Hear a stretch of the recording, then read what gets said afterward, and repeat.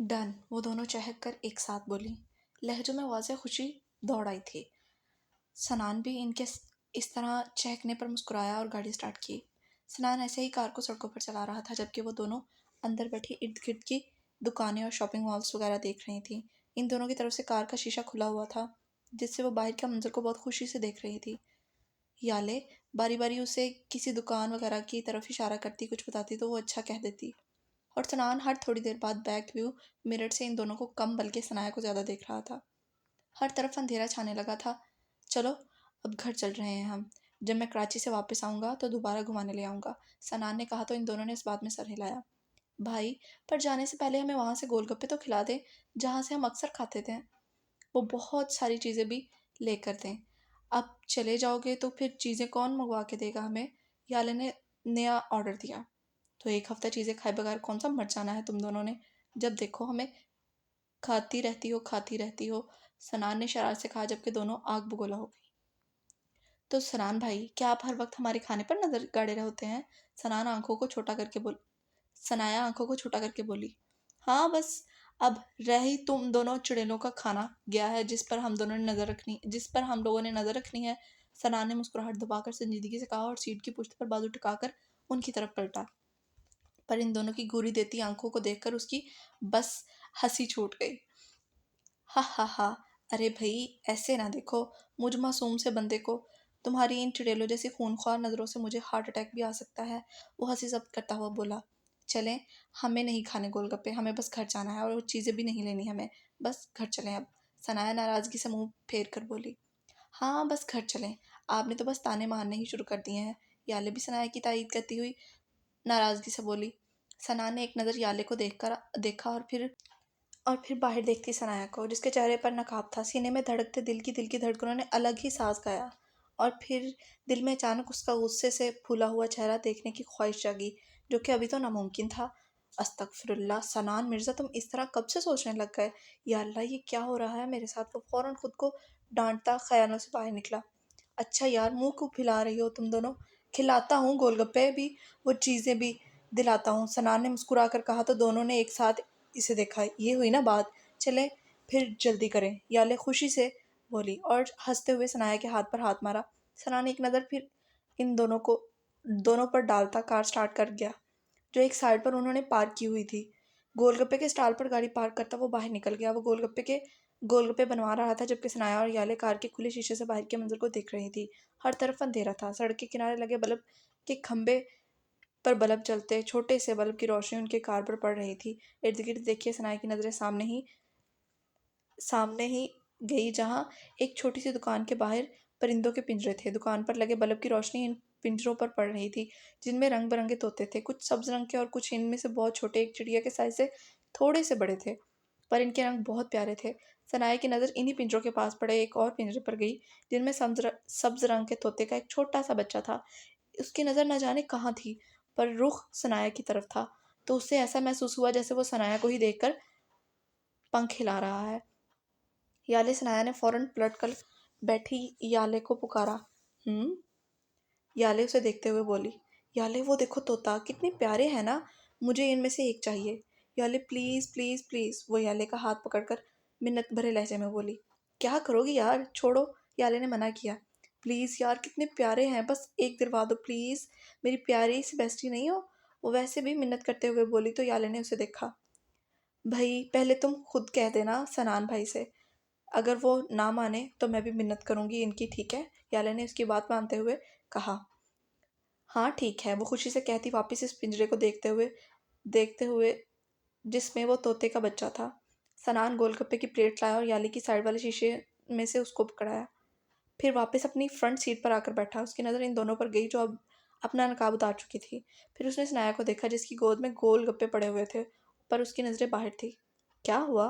उसकी कार से बाहर एक तरफ देखता पाकर सनान ने पूछा। सनान भाई, सनाया फ़ौरन उसकी तरफ देखती इंतहाई नरम लहजे में बोली। सनान को बस उसके लहजे की मिठास अपने कानों में गूंजती हुई महसूस हुई। नज़रें मनहो सनाया के चेहरे पर जम गई जो मुकम्मल वाज़ह नज़र तो नहीं आ रहा था पर फिर भी वो इसके चेहरे और चेहरे के रिएक्शंस को आसानी से देख सकता था। जी। सनान ने भी इसी तरह की इंतहाई नरमी और मोहब्बत से जवाब दिया। सनान भाई, वो थोड़ा झिझक रही थी जिसे सनान ने बखूबी महसूस किया। याले ने इन दोनों को देखते हुए एक गोलगप्पा अपने मुंह में डाला। क्या वो? सनान ने अनहोद उस पर नजरें जमाए आईब्रोज ऊपर की तरफ उठाकर पूछा। और सनान भाई, वो बाहर इधर ओ उधर वहाँ। सनाया ने उंगली से उस तरफ इशारा किया। वहाँ बहुत सारे प्यारे प्यारे तोते हैं। और होनो सना भी उनको देखते हुए मध्यम आवाज में बोली। तो सना ने उसके इशारे की ताकों में देखा, जहाँ उसे दुकान के बाहर रंग बिरंगे तोते के पिंजरे नजर आए। उसने चेहरा मोड़कर फिर सनाया की तरफ देखा, जो नजरों में एक आस लिए उसको देख रही थी। सनान भाई, मुझे वो चाहिए प्लीज, एक तो ला दें प्लीज, वो मासूमियत से पलके चिपका कर बोली। और सनान को अपना आप उसकी आंखों में डूबता हुआ महसूस हुआ। दिल ने फिर नए तरीके से सांस गाया, जिसे महसूस करते हुए मुस्कुराया। हाय मैं मर जावा, इतनी मासूमियत, सच में मिस मासूमा बन गई हैं ये तो। वो दिल में बोला। मैं आपको पैसे देती हूँ। वो जल्दी से अपना पर्स ढूंढते हुए बोली। नहीं नहीं, तुम रहने दो, मैं ले देता हूँ। बताओ कौन से वाला चाहिए, ग्रीन वाला या फिर वो जो कलरफुल छोटे वाले? वो। उसकी आवाज़ सुनकर सनान एकदम ख्यालों से बाहर निकलता हुआ जल्दी से बोला। सनाया और याले ने जल्दी से उसकी तरफ देखा। वो इतनी जल्दी मान जाएगा? उन्हें नहीं लगा था। थैंक यू सो मच सनान भाई। वो इतनी खुशी से चहक कर सनान भी इतनी खुशी से चहकी कि सनान भी मुस्कुराए बगैर नहीं रह सका। वो जो राइट साइड पर पिंजरा पड़ा है ना, वो देखिए वहाँ टेबल के पास वाला, वो वाला चाहिए मुझे। सनाया उस तरफ इशारा करते हुए जल्दी से बोली। सना ने उसके इशारे के ताक़ुब में देखा और सर हिलाता हुआ बाहर निकल गया। अरे वाह, इतनी जल्दी मान गए। और जल्दी से ये फिनिश करो, घर भी जाना है। याले ने सनाया को देखकर हैरत से कहा और उसकी गोद में रखे गोलगप्पों की तरफ इशारा किया। सनाया ने सर इस बात में हिलाया। मुस्कुराहट उसके लबों से एक पल के लिए भी जुदा नहीं हो रही थी। सनान भाई नहीं खाएंगे क्या? सनाया ने एकदम याद आने पर याले से पूछा। नहीं, वो नहीं खाते, उन्हें पसंद नहीं है। याले के जवाब पर वो महज सर हिलाकर रह गई और उस तरफ देखने लगी जहाँ सनान दुकानदार से बात कर रहा था। वो तोते लेकर पलटा तो नजरें कार में बैठी सनाया पर गईं। वो जानता था वो उसी तरफ देख रही होगी। सनान भाई, एक बार फिर दुकान में सनाया की धीमी मिठास भरी आवाज गूंजी। बाखुदा, अगर इतने प्यार से जान मांगे तो बंदा जान भी दे दे। ये तोते लेकर देना क्या चीज़ है? वो पिंजरा देखता हुआ बड़बड़ाया और उनकी तरफ बढ़ा। चेहरे पर खुद ब खुद मुस्कुराहट आ गई। वो जब से घर आई थी पिंजरा अपने सामने रखकर मोहब्बत पाश नज़रों से इन दो तोतों के पिंजरे को देख रही थी। सनान ने उसे दो तोते लेकर दिए थे और कहा था कि एक अकेला कैसे रहेगा, ये दोनों एक साथ रहते हैं तो इनके साथ ही रखना पड़ेगा इन्हें। जिस पर वो और भी ज़्यादा खुश हो गई थी। सनाया बेटा, आप सो जाओ, रात बहुत हो गई है, कब से यहाँ बैठी इनको देखी जा रही हो? पीछे से इफ़त बेगम की आवाज़ आई तो वो पलटी। जी खाला जानी। वो पिंजरे को सही जगह पर रखती अपने कमरे की जानिब बढ़ गई। सनान को गए 1 घंटा होने वाला था। ईशा की नमाज पढ़कर उसने काफ़ी देर वहीं बैठकर दुआ की, फिर उठकर कमरे की बालकनी में आ गई। याले सो रही थी पर उसे नींद नहीं आ रही थी। वो आसमान पर चमकते चांद को देखने लगी। चेहरे पर मध्यम सी मुस्कुराहट थी, पर आंखें नम। क्या वो सो रहे होंगे? उसने चांद को देखकर दिल में कहा। इतनी जल्दी सोते तो नहीं हैं, गेम खेल रहे होंगे। खुद ही जवाब दिया।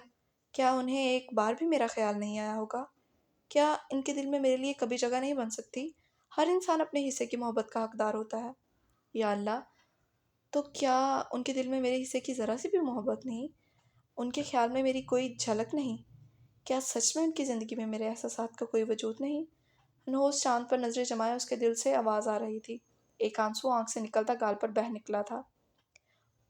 पर वो क्या जानती कि अनजाने जिसका सुकून वो अपने साथ ले आई थी, अब वो कैसे सुकून में रह सकता है? अपने घर की छत पर खड़ा वो इस जगह को देख रहा था जहाँ वो खड़ी होकर आसमान को देखा करती थी और चांद से बातें किया करती थी। तुम खुद तो चली गई, पर पीछे मुझे अजियत में मुब्तला कर गई हो सनाया। मेरे पास तो पहले ही सुकून की कमी थी और तुमने बचा कुचा सुकून भी छीन लिया। तुम्हारे आंसू, तुम्हारी सिसकियाँ और तुम्हारी वो मुझे तकती आंखें मुझे तकलीफ़ दे रही हैं। या अल्लाह, मैं क्या करूँ? मेरी तकलीफ़ कम कर दे। मैं क्या करूँ? कौन सी ऐसी बात ने उसे मेरी तरफ माइल कर दिया? वो मुझे पसंद करने लगी। मैं तो उसे अपनी बहन ही समझता था। ये क्या हो गया है या अल्लाह? मुझे इतना गुनाहगार ना बनाए अल्लाह कि मैं एक और मासूम लड़की का दिल तोड़कर उसे अजियत से दो चार कर दूँ। और वो अब आसमान को देखता हुआ धीरे से बोला।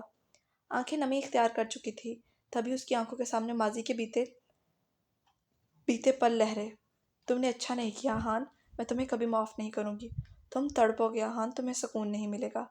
काले काले अबाए में मलबूस वो लड़की, उसका वो नकाब, उसके हाले में छुपा चेहरा और उसकी झांकती दर्द से भरी वो सुर्ख होती आंखें, उसकी आवाज़ में बेबसी, दर्द, करब क्या नहीं था। वो उसके सामने खड़ा आहान सिवाय खामोशी से मुजरमों की तरह सर झुकाए उसकी आहें सुन रहा था। मुझे दर बदर करके मेरी मोहब्बत, मेरे पाकीज़ा जज्बात को दुत्कार कर तड़पोगे तुम। अल्लाह तुम्हें कभी तुम्हारी मोहब्बत नहीं देगा, तुम भी उसे ठुकराए जाओ, ऐसे ही ठुकराए जाओगे। याद रखना तुम्हारे दिल में मेरी मोहब्बत डालेगा, पर जब तुम्हें इस चीज़ का एहसास होगा तब तक बहुत देर हो चुकी होगी। तुम जो जगह जगह मुझे ढूंढोगे, पर मैं तुम्हें कहीं नहीं मिलूंगी। तुम्हें मेरा साया भी नहीं मिलेगा। तुम्हें तब एहसास होगा तुमने क्या किया है। नफरत करती हूँ मैं तुमसे, बेइंतहा नफरत। मेरी मोहब्बत देखी थी ना तुमने, अब मेरी नफरत में तड़पोगे। वो चिल्लाई थी और आहान एकदम माजी से बाहर आया। या अल्लाह मुझे बख्श दे, उसे एक बार मेरे सामने ले आए, मुझे उससे मिलवा दे। मैं उसे बताऊंगा कि उसकी आहें, उसकी बद्दुआएं मुझे लग गई। ऐसे एक बार मेरे सामने उसे ले आ बस। प्लीज़ अल्लाह, मुझे ये मेरी इल्तिजा सुन ले और इस पर करम फरमा दे। वो धुंधली आंखों से आसमान को देखता हुआ बोल रहा था। हाय यार, ये क्या हो रहा है मुझे। मैं मासूमा, आखिर कौन सा जादू कर दिया है तूने मिस मासूमा मुझ पर, कि तुमसे 1 डेढ़ घंटा दूर होने पर ही मुझे तुम्हारा ख्याल आने लगा। तो मुझे अपने आसपास महसूस हो रही हो। गाड़ी कराची की तरफ जाती सड़क पर गामजन थी और उसे ड्राइव करता सनान अपने बालों में हाथ फेरता धीमी आवाज़ में बोला। वो कह रही थी कि हर एहसास का ताल्लुक दिल से जुड़ा होता है, चाहे वो मोहब्बत का हो या नफ़रत का हो, इज़्ज़त का हो या हमदर्दी का। वो कार ड्राइव करते हुए सोचते हुए खुद से बोला, मुझे उससे हमदर्दी नहीं है क्योंकि उसके पास किसी चीज़ की कमी नहीं है जिसे महसूस करके मुझे हमदर्दी हो। नफ़रत भी नहीं है क्योंकि मुझे लगता ही नहीं कि उससे कोई नफ़रत भी कर सकता है। अगर कोई नफ़रत करना चाहे तो भी नहीं कर पाएगा। इतनी प्यारी है वो, और उसकी बातें और उसका लहजा। हाय मैं मर जावा, कोई चाह कर भी नफ़रत ना कर पाए उससे। करना चाहे तो भी नहीं कर पाएगा। रही बात इज़्ज़त की, तो हाँ, वो मैं करता हूँ क्योंकि वो मेरी कज़न है। अगर कज़न ना भी होती तो फिर भी वो एक लड़की है और औरत ज़ात की इज़्ज़त करना मुझ पर फ़र्ज़ है। बाकी रह क्या गया, मोहब्बत। कहते हुए उसने अपनी दाईं गाल पर हाथ फेरा। नहीं यार सनान, तुम मोहब्बत नहीं कर सकते। तुम्हें मोहब्बत नहीं हो सकती किसी से। उसने जैसे खुद का मजाक उड़ाया। पर वो बोलते हुए कार को सड़क के किनारे पर रोक गया। अगर ये मोहब्बत नहीं तो फिर क्या है ये। वो लड़की जो कभी मुझे अच्छी ही नहीं लगती थी, वो अब इस तरह मेरे हवासों पर क्यों छाने लगी है, मुझे क्यों इतनी अच्छी लगने लगी है ये। और अगर ये कोई और एहसास नहीं तो क्या ये मोहब्बत का एहसास है। उसको देखकर मेरे दिल की धड़कनों का बढ़ बढ़ना, उसे देखकर मेरा होश खोना, उसकी आंखों में देखकर मुझे अपना आप उसकी नशीली आंखों में डूबता हुआ महसूस होना, उसके लहजे की मिठास का मेरे कानों में गूंजना। अगर ये नहीं तो फिर क्या है ये। या अल्लाह, क्या सच में ये वही है। उफ मिस सनाया आमिर, तुम क्यों मुझे इतनी अच्छी लगने लग गई हो, क्यों मुझे अपने आसपास महसूस हो रही हो।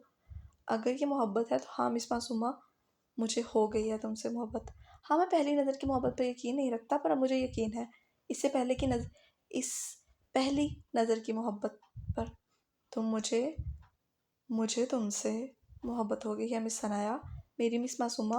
वो धीरे से कहता मुस्कुराया। I am in love with you, या आई एम इन लव। वो खुशी से चिल्लाया था लेकिन फ़ौरन आसपास के माहौल का ख्याल करते हुए एकदम खामोश हुआ। कंट्रोल सनान मिर्ज़ा, कंट्रोल। ऐसा ना हो सड़क पर तुम्हें पागलों की तरह चिल्लाता देखकर लोग पागल खाने वालों को कॉल ना कर दें। उसने खुद को डांटा, लेकिन अपनी रिएक्शन को याद करता हुआ खुद ही कहका लगाया।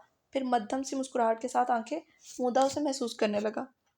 उसे अपनी बंद आंखों के पर्दे पर सनाया का अक्स नजर आने लगा। इससे पहली मुलाकात, ना नकाब के हाले में छुपा चेहरा, और वहां से नजर आई वो छोटी बुरी आंखें। ये वो भूल ही नहीं पाता था।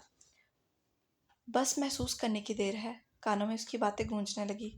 सनान भैया, वो वहाँ तोते हैं, मुझे चाहिए, एक ला दे प्लीज़। थैंक यू सनान भाई, क्या आप हमारे खाने पर नज़रें रखते हैं। वो खफकी भरे लहजे में बोली। हाय मैं मर जावा, मेरी मासूम सी मिस मासूमा, तो मुझे पागल कर दोगी। वो आंखें खोलता बड़बड़ाया। मुस्कुराहट हनोस लबों पर थी, जो गायब होने का नाम ही तक नहीं ले रही थी। अब जल्दी से वापस जाना है मुझे, अभी से याद आ रही है मुझे वो। वो खुद से बोला, फिर गाड़ी स्टार्ट करता मंजिल की तरफ बढ़ा। सीने में धड़कता दिल कोई साज गा रहा था और उसका ख्याल खुशी से सरशार कर रहा था। बस अब वो जल्दी से वापस जाकर उससे रिश्ते की बात करना चाहता था, पर न जाने किस्मत को क्या मंजूर होना था। ये तो किस्मत लिखने वाला ही जानता है ना। कोई एक तरफा मोहब्बत में तड़प रहा है तो कोई किसी के इश्क में ऐसे उसे बेसुकून कर रखा है, और तीसरा उनसे बेखबर मोहब्बत हो जाने पर झूम रहा है। क्या होना था उनके साथ कोई नहीं जानता था। कोई एक हासिल मंजिल का मुसाफिर था, और किसने ये एकला हासिल मंजिल की तरफ बढ़ना था, क्या पता। क्या कोई कोई नहीं जानता था क्या होने वाला था। ये तो बस वक्त ही जानता था क्या हो जाएगा। सनाया, तुम सोई नहीं अभी तक? वो जो चांद को देखती बातें कर रही थी, याले की आवाज़ सुनकर एकदम पलटी। बस सोने ही वाली थी, वो कहती हुई बेड की जाने बढ़ गई। नींद नहीं आ रही क्या तुम्हें? याले ने उसे देखते हुए पूछा, जो अब बेड पर अपनी जगह पर आ बैठी थी। यार, चाय पीने का दिल कर रहा है, वो याले को देखकर मासूम सी शक्ल बनाकर बोली। हद है चुड़ैल, चाय के लिए जाग रही हो? वैसे नींद तो मुझे भी नहीं आ रही, तो क्यों ना आज रात एंजॉय किया जाए? याले शैतानी मुस्कुराहट से बोली। चलो आ जाओ यार, पहले चाय बनाते हैं फिर कोई मूवी देखेंगे। सनाया झट से बोली। चल आजा जानी, फिर याले ने कहा, और दोनों कमरे से बाहर निकल गई। सनाया ने किचन से जाकर अपने लिए चाय बनाई, लेकिन याले ने जूस लिया। चलो तुम ये कमरे में जाकर रखो, मैं तब तक सनान का लैपटॉप लेकर आई। याले सनाया को ट्रे पकड़ा कर कहती सनान के कमरे में गई, जो उसके कमरे के साथ ही था। चलो बताओ कौन सी मूवी लगानी है?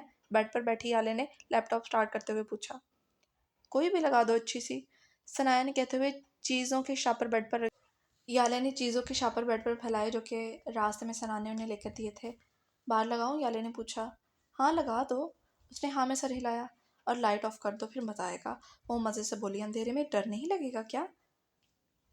याले ने परेशानी से पूछा। अंधेरे इंसान के दोस्त होते हैं याले, वो भी वो दोस्त जो इस वक्त आपके साथ होते हैं जब आपके पास कोई नहीं होता। उनसे डरना नहीं चाहिए। ये अंधेरे तो होते ही हैं जो हमारे भरम रखते हैं दुनिया वालों के सामने। चलो अब जल्दी से मूवी लगाओ, वो मध्यम सी आवाज़ में बोली। याले ने एक नज़र उसे देखा, जो कि जो नार जो नॉर्मली से अंदाज में उसे देख रही थी, फिर वापस लैपटॉप पर मूवी सर्च करने लगी। हाँ ये वाली सही है, याले कोई मूवी पसंद करते हुए बोली। हाँ लग तो सही रही है, अब देखते हैं अच्छी है कि नहीं। सनाया ने तबसरा किया, और वो इस तरह दोनों मूवी देखने लगी और इस पर तबसरे करने में गुम हो गई। रात के न जाने किस वक्त उन्हें नींद आने लगी।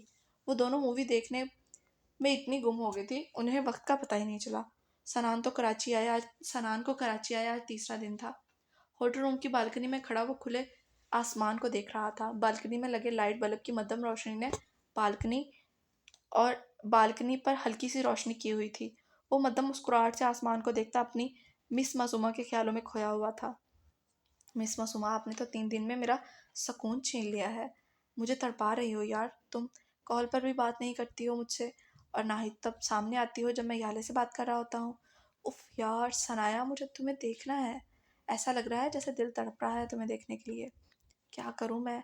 आसमान से नजरें हटाते हुए वो शिकायती अंदाज में बोला। बस अब कल ही वापस जाने के लिए निकलूंगा मैं।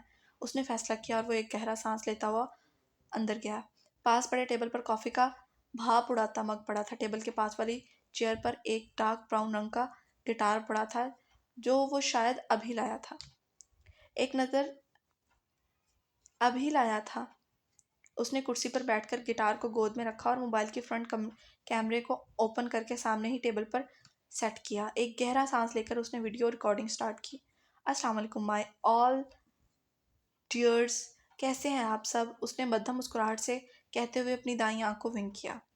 Now I am trying to sing a song, so let's start and wish me best of luck, Sanan ने कहते हुए गिटार पर अपनी धुन को छेड़ा। आंखों को नरमी से बंद किया, गिटार की तारों को उंगलियों से हिलाता वो कोई धुन बजाने लगा, और फिर एक गहरा सांस लेकर उसने कोई साज गाया। इश्क का एक ही विर्द है, इश्क मशूक के गिर्द है। ओहो, इश्क का एक ही विर्द है, इश्क मासूम के गिर्द है, इश्क माशूक के गिर्द है। क्यों है बेचैन ये तबीयत, इश्क है या ये दर्द है? इस तरह आज मिले हैं सबसे, ढूंढते हैं क्या हम ऐसे जग से। इश्क दिल के दर पे क्यों आया था, हाँ इश्क आया था, इश्क आया था। सो हम नजरे उतारे हाय रे हम सदके तुम्हारे, हाय रे हम सदके तुम्हारे। उसकी आवाज़ में एक सहर था, हर सुनने वाले को माइल करने की ताकत रखने वाला जादू था उसकी आवाज़ में। उसे शायद खुद भी अंदाज़ा नहीं था कि उसकी आवाज़ किस कदर खूबसूरत और पुरकशिश थी। उसकी आंखों में सनाया का अक्स था। चेहरे पर मध्यम मुस्कुराहट के साथ उसने आंखें खोली और फिर सिर्फ हाय की सूरत में हाथ हिलाता हुआ उसने वीडियो बंद की और अपने सोशल मीडिया अकाउंट पर अपलोड कर दी। अब उस वीडियो ने कितना ट्रेंड पर जाना था और सनान को इस पर अपने फैंस का क्या रिस्पॉन्स मिलना था वो तो बाद में ही पता चलेगा। पूरी रात जागने के बायस याले और सनाया अगली सुबह बहुत देर से उठी थी। इस वक्त शाम के 5 बज रहे थे। याले यार, मेरे तो सर में दर्द हो रहा है। इफ़त बेग ने रूम में बैठी याले बोली।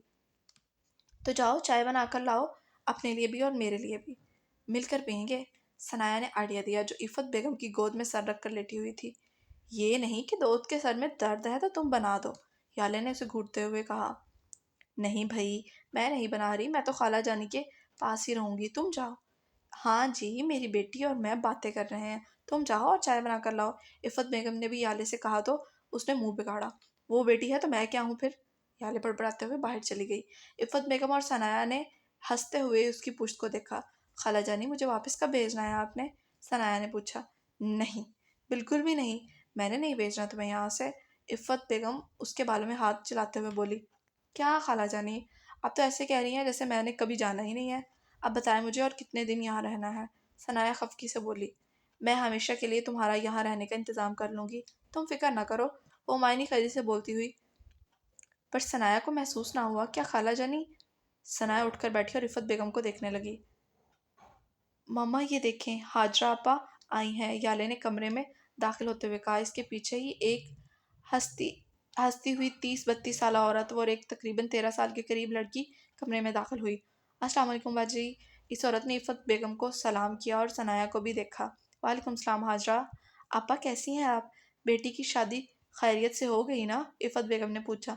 जी जी बाजी, सब ठीक है और नूरी की शादी भी हो गई है, तो रब के करम से बहुत अच्छे से हुई है। वो खुशी से बोली। माशाल्लाह, बहुत अच्छी बात है। ये आपकी छोटी बेटी है? इफ़त बेगम ने पास खड़ी बच्ची की तरफ इशारा किया। जी जी बाजी, ये मेरी छोटी बेटी है अनम, यहाँ इसे पढ़ने के लिए अपने साथ लाई हूँ। मैंने तो सोचा था कि उठ 8 तक पढ़ ले, बहुत है, अब घर संभाले, क्योंकि गांव में स्कूलों की तालीम इतनी ही होती है। पर सनान बाबा ने कहा था कि हमें इसको पढ़ाना चाहिए, इसलिए मैं इसको यहाँ अपने साथ ले आई हूँ। इसका दाखिला भी सनान बाबा खुद करवाएंगे, वो बहुत खुशी से बोली। सनाया ने इस छोटी सी लड़की को देखा जो हिजाब की तरह सफ़ेद दुपट्टा सर पर झुका जमाए आसमानी रंग के सूट में मलबूस थी। हाँ, बताया था मुझे सनान ने। चलो ठीक है, अब तुम कुछ खा लो और आराम करो, जाके कल से काम कर लेना। इफ़त बेगम के कहने पर वो सर हिलाती बाहर निकल गई। तकरीबन 10 मिनट बाद याले उनके लिए चाय ले आई और वो तीनों चाय आहिस्ता आहिस्ता बातों में मगन हो गई। सनाया यार, सनान भाई का तो लैपटॉप रखना भूल गए हम रात के खाने के बाद अपने कमरे में आते हुए जब याले की नज़र टेबल पर पड़े सनान के लैपटॉप पर गई तो वो सर पर हाथ मारते हुए बोली। हाँ तो अब रख दो, कौन सा वो अभी यहाँ है? सनाया ने कंधे उचकाए। हाँ रखूँ, मैं ये रख कर अच्छा रुको, मैं रख कर आती हूँ, वरना अगर भाई को पता चल गया ना कि हमने उनकी गैर मौजूदगी में उनके लैपटॉप को यूज़ किया है तो बस फिर खैर नहीं। बिकॉज तुम्हें तो पता है वो अपनी चीज़ों को लेकर बहुत शिद्दत पसंद है और पोजेसिव भी, किसी को भी हाथ नहीं लगाने देते, इस्तेमाल करना तो दूर की बात है। अगर कभी मैं भी बस उठा भी लूँ तो वो मुझे भी नहीं बख्शते और ना ही उन्हें ये पसंद है कि कोई उनकी गैर मौजूदगी में उनके कमरे में जाए। सच्ची बहुत गुस्सा करते हैं वो। सर्द सांस खारिज करते हुए लैपटॉप उठाते हुए वो बोली। शीशे के सामने खड़ी सनाया जो अपने बाल बना रही थी बस इतना ही कह पाई। इससे ज़्यादा वो कुछ कह भी नहीं सकती थी, वरना उसे सनान की आदत जहर लगती थी। न जाने उसकी चीज़ें उसका कौन सा कीमती खजाना थी जो वो किसी को हाथ नहीं लगाने देता था। वो बस सोच कर रह गई। याले मेरी बात सुनो, बाहर से इफ़त बेगम की आवाज़ आई। आई मम्मा, याले ने जल्दी से जवाब दिया और सनाया की तरफ पलटी। वही जानी, यार तुम जल्दी से जाकर लैपटॉप भाई के कमरे में रखाओ, मैं मम्मा की बात सुनकर आई। याले जल्दी से कहती रूम से बाहर निकल गई। सनाया जो बालों को कंघा कर रही थी उसे वापस रखती मुंह बिगाड़ती लैपटॉप को उठाती सनान के कमरे की जानिब बढ़ गई। अरे भैया आप कब आए? याले जो अपने ध्यान से सीढ़ियाँ उतरती नीचे आ रही थी सामने ही सोफे पर सनान मिर्ज़ा को देखा और इफ़त बेगम के पास बैठा देखकर हैरानगी से बोली। इन्हें अपने कमरे में गए 5 मिनट ही हुए होंगे, तब तो सनान के आने की कोई खबर नहीं थी, इसलिए वो हैरान थी। जी मैं आज से तकरीबन 24 साल पहले आया हूँ, पर पता नहीं आपको कभी क्यों नज़र नहीं आया, हालांकि तुम्हारी आंखें तो मगरमच्छ की आंखों की जैसी हैं, बड़ी बड़ी, मोटी और गोल मटोल। सनान के चेहरे पर मुस्कुराहट सजाकर संजीदगी से जवाब दिया, जिसे निहायत ही कोई अहम बात बता रहा हो। हालांकि उसने याले को अच्छा खासा लताड़ा था। सनान के चेहरे की संजीदा रिएक्शंस और बेतुकी बात पर मिर्ज़ा साहब ने जल्दी से अपनी मुस्कुराहट रोकी थी। ये शैतान का बच्चा कभी सुधर जाए, ऐसा हो ही नहीं सकता। वो तासुब से सोच कर रह गए। अस्तगफुरुल्लाह, अपनी आंखें देखी हैं कभी, जैसे किसी बिल्ली के बच्चे की जैसी हों, छोटी मोटी सी। याले दांत पीसते हुए बोली। अपनी इतनी मीठी मीठी इज्जत अफजाई पर वो जल भुन गई थी। ओहो बिल्लू, लड़कियां दीवानी है मेरी इन आंखों पर। कभी मेरी वीडियोस पर उनके कमेंट्स देखा करो ना। तुम्हारी ये मोटी मगरमच्छ की आंखें और मोटी होकर बाहर निकल आई ना, समझी। पर तुम क्या जानो, बड़ी आई छोटी मोटी के मुंह वाली हूँ। सनान ने जैसे नाक पर से मक्खी उड़ाई। वो तो है ही अंधी। और तुम ना ज़रा खुशफहमियों से बाहर निकल आओ, वरना ले डूबेंगी तुम्हें ये खुशफहमियाँ। याले मुंह बिगाड़ कर कहती उसके पास आ बैठी, जबकि इफ़्फ़त बेगम और मिर्ज़ा साहब बस इन दोनों का प्यार से लड़ता हुआ देख रहे थे। वो कुछ बोल नहीं सकते थे इन दोनों के बीच में, नहीं तो उनकी खैर नहीं थी। Very funny. तुम चुड़ैल मुझे बताओगी मुझे खुशफहमियाँ है या नहीं, वो इनसे और इनसे निकलना कैसे है। हा हा हा, ओ माय गॉड। सनान उसकी बात का मजाक बनाते हुए हंसते हुए बोला। मामा इनको समझा लें, याले चिढ़कर बोली। सनान बंद करो अब इसको तंग करना। मिर्ज़ा साहिब ने उसे आंखें दिखाई तो वो याले को मुंह चढ़ाता सर झटक गया, पर उसकी नज़रें इर्द गिर्द सनाया की तलाश में घूम रही थी, जिसे अब तक सनान ने नहीं देखा था। सनाया ने सनान के कमरे में दाखिल होते ही सीधा जाकर लैपटॉप टेबल पर रखा और जैसे ही मुड़ने के लिए पलटी, उसकी नज़र सनान के कमरे की बालकनी में गई, जहाँ उसे खुला आसमान और तारों की भीड़ में घिरा हुआ चांद बहुत खूबसूरत और दिलकश मंजर पेश कर रहा था। वो खुद ब खुद धीरे धीरे कदम उठाती बालकनी में आ खड़ी हुई।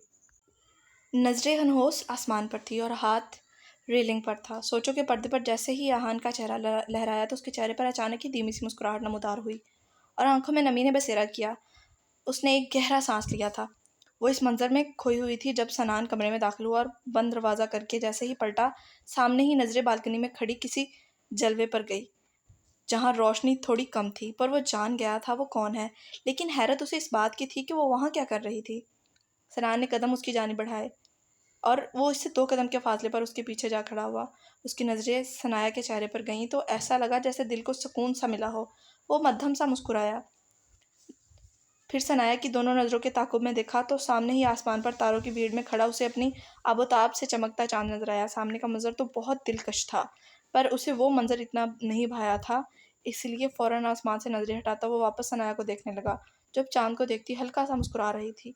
माशाल्लाह, हाय मैं मर जाऊँ, कोई इतना प्यारा कैसे हो सकता है, सनान ने दिल में कहा।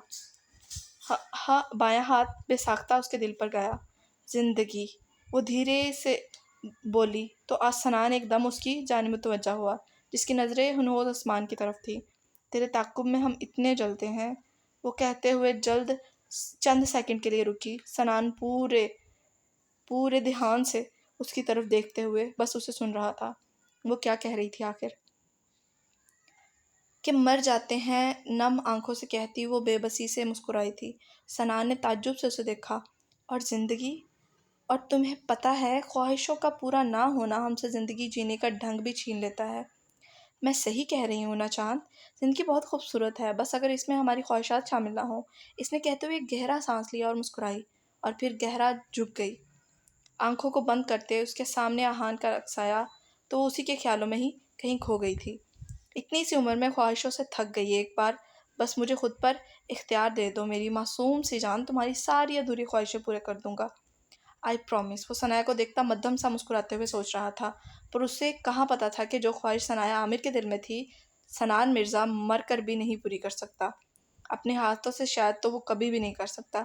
सनाया जो अपने ख्यालों में गुम खड़ी थी, अपने पास किसी की मौजूदगी को महसूस करते एकदम पलटी, पर सामने ही सनान को खड़ा देखकर उसकी आंखें हैरत से फटी थी। वो हर वक्त सनान की नज़रें उसी की नज़रों की जानिब उठी थी। दोनों की नज़रों का तसादुम बड़ा जानलेवा था। सनाया की वो हैरत भरी नज़रें सनान के दिल पर ऐसी छाप कर गई थी कि वो जिस राह पर चल पड़ा था, उससे चाह कर भी अब कभी वापस ना आ सकता। और सनाया को खबर तक ना हुई। आप, वो होश में आती लहजे को नॉर्मल करती बोली और फ़ौरन गले में लिपटे दुपट्टे को सर पर ओढ़ लिया। अस्सलाम वालेकुम, सनान ने संजीदगी से कहा और उसके झुके सर को देखा। वालेकुम सलाम।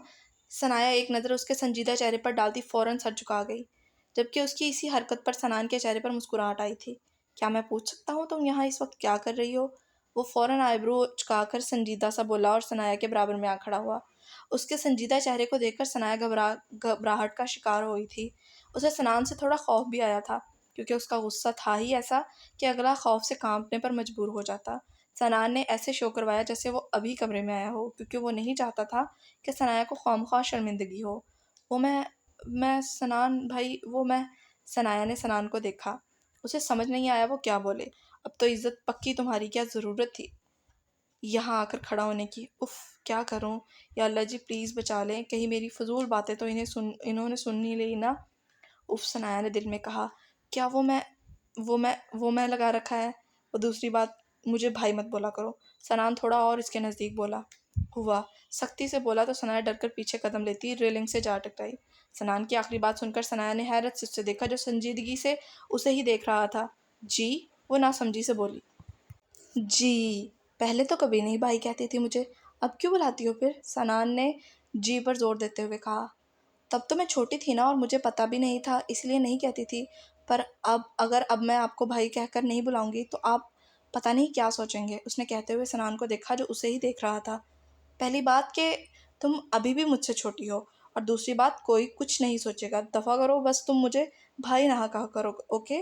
उसने जैसे हुक्म दिया था। सनाया ने अजीब सी नज़रें से उसे देखा, और वो उसका लहजा बदला बदला सा लग रहा था, लेकिन सनाया ने अपना वहम समझा और झटक गई। अच्छा तो फिर क्या कहूँ? वो दांत पीस कर बोली। उसे अब कोफत सी होने लगी थी। मुझे मेरे नाम से बुलाया करो, ओनली सनान। सनान ब्रो एंड ब्ला ब्ला ब्ला।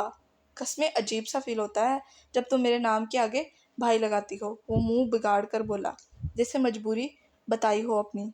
सनाया कुछ नहीं बोली, बस एक नज़र उसे देखा था, और वो इस नज़र में अचानक सनान के जो नफ़रत आई थी उसने सनान को साकित कर दिया था। मुझे जाना है, वो ज़ब्त से कहती फ़ौरन बाहर की जानिब भागी। हे सनाया लिसन। वो फ़ौरन होश में आता उसके पीछे लपक गया था, लेकिन तब तक वो कमरे से बाहर चली गई थी। शिट। सनान ने आंखों को बेबसी से मीचते दरवाजे पर मुक्का रसीद किया। क्या वो मेरी बात का गलत मतलब ले गई है? इसलिए इसलिए ही ऐसे देख रही थी मुझे। उफ सनाया, सलाम है तुम्हारी सोच को। अब तो टाइम बहुत हो गया, इस टाइम इसके पास जाना मुनासिब नहीं है। सुबह ही बात करूँगा तुमसे। मिस मासूमा, मैं तुम्हारी आंखों में अपने लिए नफ़रत नहीं देख सकता यार। सनान मर ना जाए तुम्हारी नफ़रत से। उफ, वो अपने वालों को दोनों हाथों में दबोचता हुआ कल का लाया अमल सोचने में गुम था। चलो सनान, भी फ्रेश होते हैं पहले। वो बड़बड़ाता हुआ अलमारी की जाने बढ़ गया। वो भागकर फ़ौरन अपने और याले के मुश्तरका कमरे में आई थी।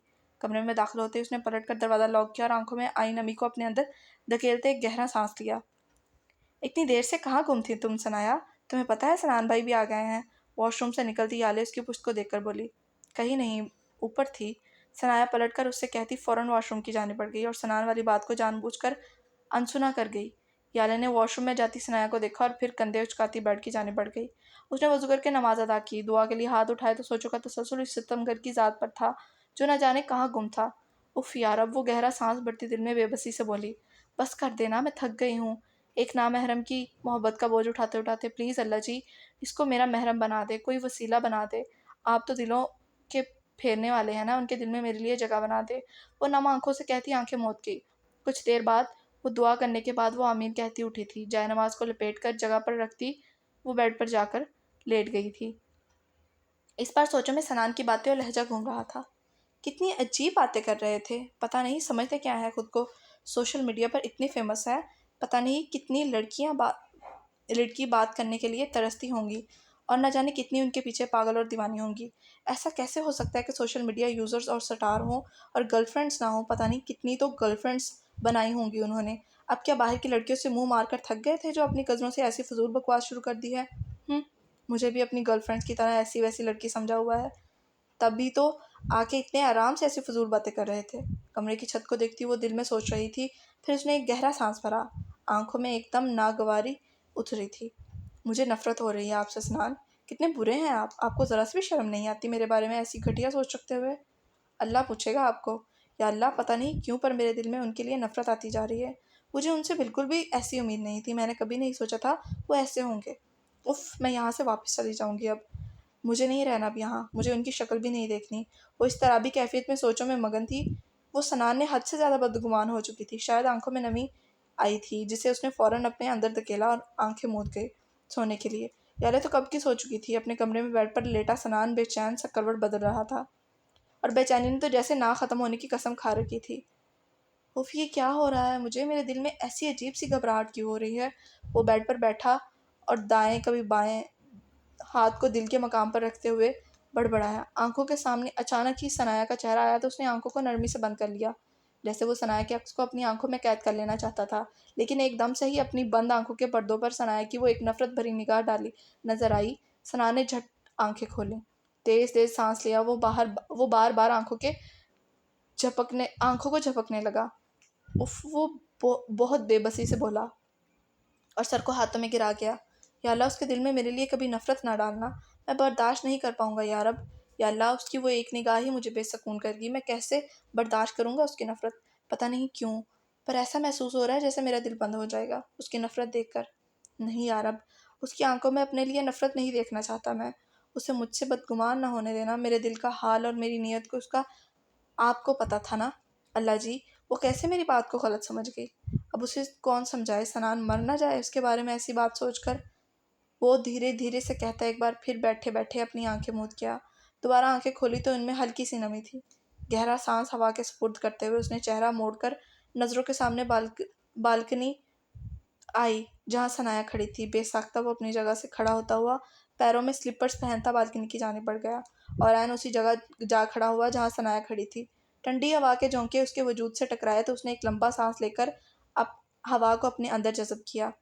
फिर उसकी नज़रें सामने आसमान पर झुके चमकते उस चांद पर थी जो पूरी आबोताब से खड़ा उसे ही देख रहा था। उसके कानों में एकदम सनाया की कहती हुई बात गूंजी तो मध्यम आवाज़ में बड़बड़ाया, जिंदगी तेरे ताकुब में हम इतने जलते हैं कि मर जाते हैं। सनान ने आहिस्ता से नफ़ी में सर हिलाया। कितनी गहरी बात करती हो तुम सनाया। वो बस सोच कर रह गया और चांद को देखने लगा। कानों में एक बार फिर उसकी वो मध्यम खूबसूरत सी चांद चांद से बातें करती हुई चेहरा नजर आया, और आवाज़ गूंजी, मैं सही कह रही हूँ ना चांद? जिंदगी खूबसूरत है, बस इसमें हमारी ख्वाहिशात शामिल ना हो तो। मैं मर जाऊंगा। मेरी झल्ली मासूमा कभी पौधों से बातें करती है तो कभी चांद से। क्या इंसान कम पड़ गए हैं तुम्हारी ज़िंदगी में, या उनसे उकता बैठी हो? वो जैसे अपने ख्यालों में उसको मुखातिब हुआ। ख्वाहिश के बगैर इंसान और उसकी ज़िंदगी दोनों ही अधूरे हैं, और तुम कहती हो कि ख्वाहिशात के बगैर ही ज़िंदगी खूबसूरत है। इंसान अगर किसी चीज़ की ख्वाहिश ही ना रखे तो वो ज़िंदगी जिए कैसे? वो कंफ्यूज सा होता सोच रहा था। तुम पागल कर दोगी मुझे, वो नफ़ी में सर हिलाकर कहते एक आखिरी निगाह आसमान पर डाल कर पलट गया। उसका इरादा एक बार फिर से सोने का था। न जाने किस तरह का इश्क कर रहे हैं हम, न जाने किस तरह का इश्क कर रहे हैं हम, जो हमारे हो ही नहीं सकते, उन्हीं पर मर रहे हैं हम। ओए, हान तो यहाँ क्या कर रहा है इस टाइम? वो छत पर खड़ा आसमान को तकता किसी गहरी सोच में गुम था जब अफनान की बात पर चौंका।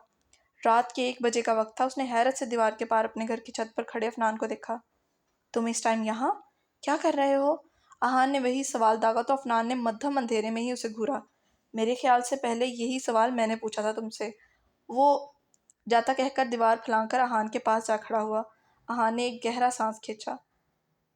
कुछ नहीं, बस नींद नहीं आ रही थी तो यहाँ आ गया, तन्हाई में वो मध्यम सी आवाज़ में बोला, और अपने पास खड़े अफनान को देखा। छत पर अंधेरा था लेकिन चांद की रोशनी काफ़ी हद तक दिखाई दे रहा था सब कुछ। अब तू बता, तू क्यों नहीं सोया अभी तक? मेरे ख्याल में 1 डेढ़ का टाइम हो गया है, आहान अंदाज़ा लगाते हुए बोला तो अफनान ने कंधे उचकाए, जैसे खुद भी अपने जागने की वजह न जानता हो। पता नहीं, मैं खुद भी नहीं जानता मैं क्यों जाग रहा हूँ। कमरे अजीब सी वहशत हो रही थी तो मैं खुली फिजा में आ गया, वो नॉर्मली सी अंदाज में बोला, लेकिन लहजे में मौजूद बेबसी को आहान ने ज़रूर महसूस कर लिया था। तभी उसके कंधे पर हाथ रखकर फिक्रमंदी से बोला, कोई परेशानी है? कभी कभी हमारे माजी से वाबस्ता यादें इतनी तलख हो जाती हैं और तकलीफ हो जाती है कि हमें चैन नहीं लेने देती। इन्हें जितना भूलने की कोशिश करो, पर कम वक्त किसी असेब की तरह हमसे ऐसे चिपट जाती हैं कि इंसान चाहकर भी उनसे पीछा नहीं छुड़ा पाता। अफनान खोए खोए अंदाज में बोला। आहान जो संजीदगी से उसे सुन रहा था तलखी से मुस्कुराया। ये तकलीफ उससे बेहतर कौन जानता था। लफ्ज़, याद और तशरीह, तकलीफ, दर्द, बेचैनी, घबराहट, बेबसी, ख्वाम, रूह तक को तड़पा कर रख देने वाली एहसास। ये यादें तकलीफ़ ही देती हैं, चाहे वो यादें अच्छी हों या बुरी। और वो ये तकलीफ़ है जिसको बर्दाश्त करना ही पड़ता है, चाहे हंस कर करो या रोके। आहान आसमान को देखता मध्यम आवाज़ में बोला तो अफनान ने उसकी जानिब देखा। अंधेरे में भी वो उसके चेहरे पर डर आई तकलीफ़ को देख सकता था। वो महसूस कर सकता था उसकी तकलीफ़, पर वो इतना बेबस था कि उसके लिए ना पहले कुछ कर पाया था और ना ही अब कुछ कर सकता था। एक सर्द सी सांस हवा के सपुर्द करते वो भी आहान के ताक़ुब में आसमान पर नजरें चमका जमाता इस चांद को देखने लगा जिसे आहान बार बार देख रहा था। चांद को क्यों देख रहा है तू? वो बस आहान को देखता ना समझी से पूछने लगा। इसको देखकर वो याद आती है, आहान ने खोए खोए लहजे में जवाब दिया। अफनान ने एक बार फिर ना समझी से उसकी जानिब चेहरा मोड़ा। वो कौन? उसने सवाल किया। वही, इस चांद की दीवानी। उस आधे चांद पर नजरें जमाए वो फिर से उसी लहजे में बोला। और इस दीवानी का कोई नाम भी है या नहीं? चिढ़कर बोला वो। है ना? उसी की तरह उसका नाम भी खूबसूरत है। उसकी आवाज़ के साथ साथ उसकी बातें भी दिलकश हैं, उसकी आंखें भी सहर में जकड़ लेने वाली हैं। बेइंतहा पुरकशिश, उसके बाल भी बहुत खूबसूरत हैं। वो इतनी अच्छी है, इतनी प्यारी है कि आहान मीर के पास अल्फाज ही नहीं जिनमें वो बयान कर पाए कि वो कितनी प्यारी और मासूम है। अफनान बगौर उसे सुन रहा था। आहान उसे किसी शहर में जकड़ा हुआ महसूस हो रहा था। अरे भाई, अब उसका नाम भी बता दे जिसके इतने कसीदे पढ़ी जा रहा है तू। आखिर मुझे भी तो पता चले कि कौन खुशकिस्मत है वो जिसके शहर में आहान मीर इस हद तक चढ़ गया है। खुशकिस्मत? आहा ने धीरे से कहा। खुशकिस्मत तो मैं हूँ। रश्क तो मुझे मेरी किस्मत पर आता है कि मुझे कोई कोई मुझे भी चाह सकता है। इतना कि वो मेरे लिए दुआ करती है, मुझे दुआओं में भी मांगती है। कभी कभी मैं हैरान होता हूँ कि भी आहान मीर की भी ज़ात इतनी अहमियत की हामिल है जितनी अहमियत उसने मुझे दी है अपनी ज़िंदगी में, कि आहान मीर ना चाहते हुए भी अब उसको सोचने लगा है, उसे मिस करने लगा है। अब नमाज के बाद दुआ मांगते हुए उसका ख्याल आए तो आहान को कोफत नहीं होती, उसे गुस्सा नहीं आता कि वो क्यों आती है मेरे ख्याल में। वो भी तब जब कि मैं अपने अल्लाह से मुखातिब होता हूँ, जब उससे मांग रहा होता हूँ तब वो आती है मेरे ख्यालों में। शायद ये कहने आती है कि मैं उसे भी शामिल कर लूँ अपनी दुआओं में, पर देखो ना मैं कितना खुद गर्ज हूँ, पत्थर दिल हूँ, फिर भी उसको शामिल नहीं करता अपनी दुआओं में। मैं उसका ख्याल झटक देता हूँ। और बेबसी से बोला और अफनान को देखने लगा। आखिर कौन है वो? आहान, वो मिनाहल तो नहीं है, इतना तो मैं जानता हूँ। मिनाहिल हो ही नहीं सकती, वो तुम्हारी ज़िंदगी में बहुत पीछे और अपनी ज़िंदगी में बहुत आगे निकल चुकी है। तो ये कौन है? मुझे बताओ। आहान मीर को किससे मोहब्बत हुई है? अफनान हैरत ज़दा सा कह रहा था। वो मेरी ज़िंदगी में चाहे पीछे रह गई है, पर उसकी यादें, उसकी बातें और उसकी बद्दुआएं आज भी मेरे साथ हैं, मेरे हाल का हिस्सा हैं जिन्हें मेरे कदम जकड़ लिए हैं और मुझे आगे नहीं बढ़ने दे रहे। और रही बात उसकी, तो मुझे उससे मोहब्बत नहीं है अफनान।